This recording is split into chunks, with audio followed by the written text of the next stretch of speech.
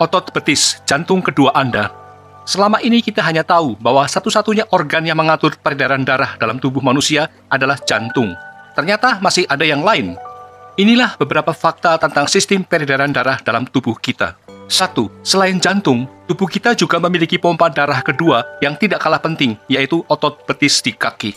2. Pembuluh darah di betis bertindak sebagai penampung darah yang tidak dibutuhkan tubuh pada waktu tertentu. 3. Kaki memiliki reservoir vena yang lebih kecil. Pada gerakan pertama saat kaki melangkah, darah reservoir vena kaki diperas dan memperbaiki reservoir betis. Lalu, otot betis berkontraksi dan memompa darah ke atas menuju jantung. Vena yang hanya memiliki katup satu arah ini menjaga agar darah tetap mengalir ke arah jantung. 4. Jika kita tidak bergerak dalam waktu yang lama, seperti duduk di kursi atau di mobil selama berjam-jam, otot betis akan menganggur dan tidak berkontraksi banyak. Darah menjadi mandek dan tidak mengalir. Oleh karena itu, penting untuk tetap aktif bergerak dan selalu melakukan ayunan langkah.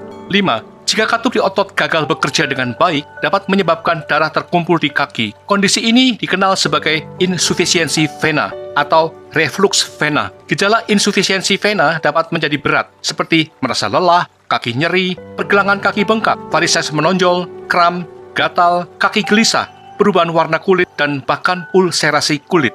6. Dalam beberapa kasus, ketika seseorang lebih banyak berbaring ketimbang bergerak, darah yang terkumpul bisa menjadi stagnan dan berkembang menjadi gumpalan darah. Ini disebut deep vein thrombosis atau DVT. DVT bisa berbahaya lantaran gumpalan darah dapat pecah dan mengalir dalam aliran darah, lalu tersangkut memenuhi paru-paru kita. Kondisi ini membutuhkan perawatan medis yang tepat. 7. Untuk mencegah DVT, teruslah bergerak dan menggunakan kaki secara aktif. Berjalan, berlari, naik tangga, atau melakukan aktivitas fisik lainnya akan membantu memompa darah dari kaki kembali ke jantung dan mencegah stagnasi atau pembekuan darah.